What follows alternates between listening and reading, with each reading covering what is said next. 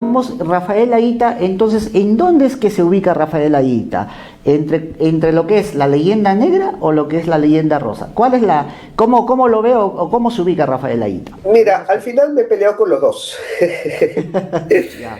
Así que, mira, con los que cuando he visto, especialmente en redes sociales, ¿no? No me llevo, obviamente no me llevo a pelear físicamente, ¿no? Pero cuando en redes sociales veo que se comparten artículos que están impregnados de leyenda negra, en donde menciona pues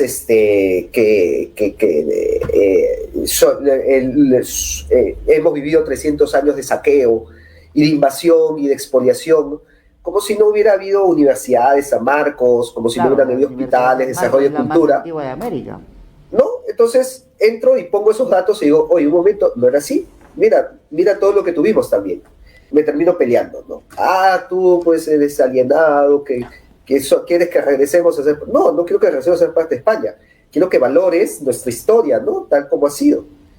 Y por el otro lado, también cuando he visto Leyenda Rosa, he entrado y me he peleado. Y ya son varias páginas, disque hispanistas, porque eso no es hispanidad, obviamente. Pero, por ejemplo, una página que me bloqueó fue la Asociación Cultural Felipe II, que publicó un artículo, es la más reciente de la que me acuerdo, publicó un artículo que decía justamente lo que dije antes, ¿no? Que la cultura inca era una cultura en la edad de piedra, que era una cultura salvaje, que no conocía la rueda, que no conocía la escritura, y que prácticamente vivían en taparrabo en una tribu, ¿no? Entonces, comienzo a subir, pues, fotos de andenes diciendo, a ver, ¿de qué te sirve la rueda en este terreno? O sea, a ver, lleva un carro jalado por animales en este territorio, ¿no? En un andén. No te sirve para nada, pues, en los Andes no te sirve para nada. ¿Para qué van a utilizar la rueda en un territorio que no lo permite? Uy, se molestaron y me bloquearon, ¿no? Así que me, me he peleado con los dos, así que ¿cómo me voy a ubicar si de los dos lados me bloquean? Y he tenido reacciones así en las redes, Rafael, pero no necesariamente en el campo de la historia, en otros campos, digamos, de la mercadotecnia, de la estrategia empresarial, que eso, digamos, lo que yo enseño, pero algo por ahí, pero antes era un poquito más apasionado como tú, pero de ahí me di cuenta que eso no te lleva a ningún lado. Sí, pues, Lo que sí es que te creas un poco tu hígado. es bastante. Y en Sí. ese aspecto me gustaría preguntarte, ya casi unas últimas preguntas, estimado querido Rafael. ¿Tú crees como historiador que eres que el desarrollo o el crecimiento de una comunidad o de una nación, qué sé yo, tiene explicación cultural? ¿Tiene una base cultural? ¿Tiene que haber un arraigo cultural fuerte para poder explicar el desarrollo? ¿Cómo lo ves tú desde tu punto de vista de la experiencia que tienes? Mira, yo creo que definitivamente tiene que existir una identidad, ¿no? ¿Qué cosa es una identidad? Porque este término también se ha manoseado mucho, ¿no? O sea, una identidad viene de la palabra identificación.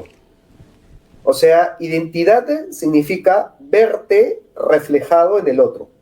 Claro. Que cuando tú mires al rostro de otro peruano, te veas tú mismo y viceversa. Cuando otro peruano te vea a ti, se vea reflejado. ¿Por qué? Porque eso es lo único que nos va a mantener unidos en tiempos de crisis. Llámese, por ejemplo, la guerra con Chile. Si el Perú pierde la guerra con Chile es por falta de identidad, porque digamos, las distintas regiones del Perú no veían como suya esa guerra. El norte, para empezar, ¿no? Desde el norte no la veían como suya, lo veían como un problema del sur. Igual en los Andes, fuera de Cáceres, Cáceres fue el único que logra justamente tener un bastión de resistencia inexpugnable gracias a que les hablaba en quechua a sus tropas andinas, ¿no? Entonces, y utilizó el terreno, utilizó lo más natural del Perú, que es el terreno accidentado y el quechua, y lo utilizó en contra del enemigo, del invasor. Y eso le permitió tener pues toda una serie de victorias que hubieran sido generalizadas en la guerra del Pacífico si no hubiera habido este enfrentamiento entre nosotros, porque lo que más primó en el fracaso de la guerra con Chile es la división entre peruanos, incluso entre políticos, ¿no? Entre Piero y Prado, entre Piero y Cáceres, entre Piero y Bolognesi incluso, se traicionaban entre ellos, se hacían golpes de Estado entre ellos, no confiaban entre ellos, ¿no? Leiva, ¿no? Con el segundo Leiva, el famoso telegrama de Bolognesi, apure Leiva, apure, y Leiva nunca llegaba a Arica. Claro. Entonces, ese tipo pues de traiciones, ese tipo de desconfianza, ha sido lo que nos ha hecho caer como nación en los momentos de crisis. Es lo que nos ha partido por la mitad. Entonces, pero en cambio, cuando hemos estado unidos, cuando más bien nos hemos visto todos como peruanos, es ahí cuando hemos salido adelante y cuando hemos revertido cualquier situación contraria. Entonces, es por eso importantísimo el tema de identidad para contrarrestar los momentos de adversidad. Ya, sí.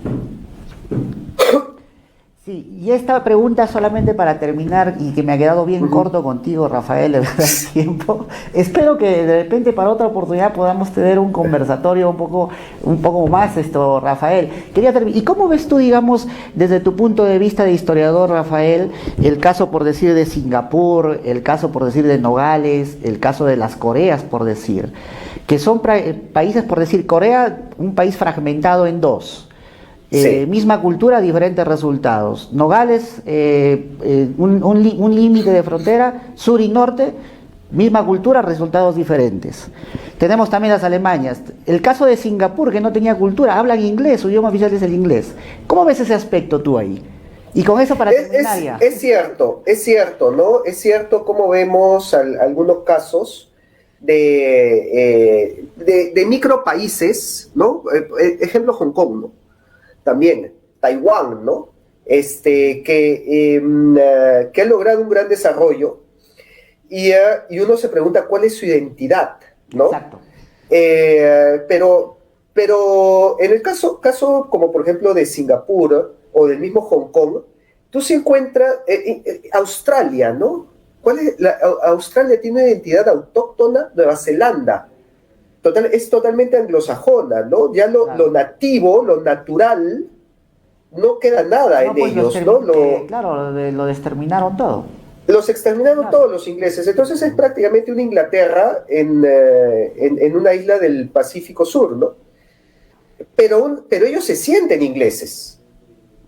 Claro. En Hong Kong se sienten ingleses, ¿no? Por más que sean rasgados, ellos...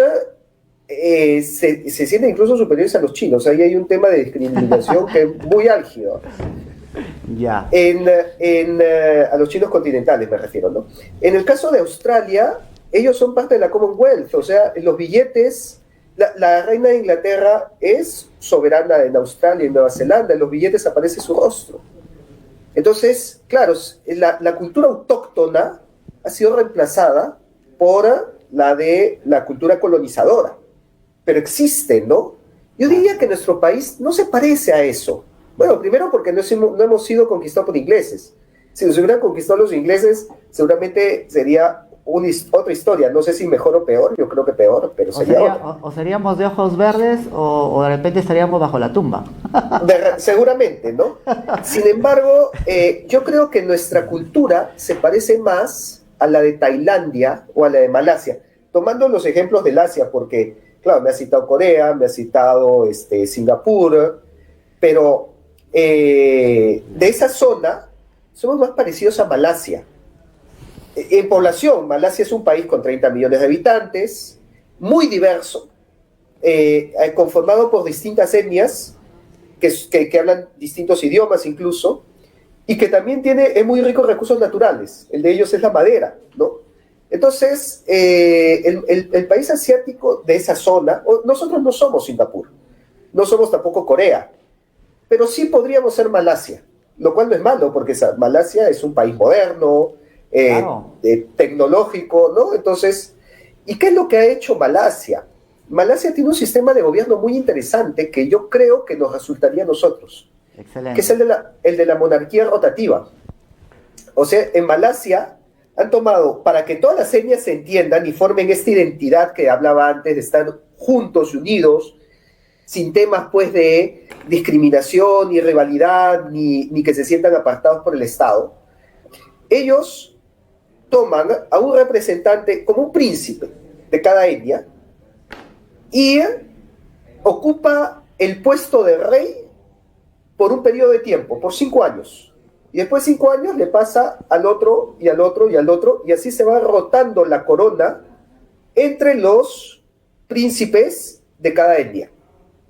No, imagínate que en el Perú tengas un sistema de monarquía parlamentaria y que esa corona represente también a cada una de las etnias que existen en el Perú.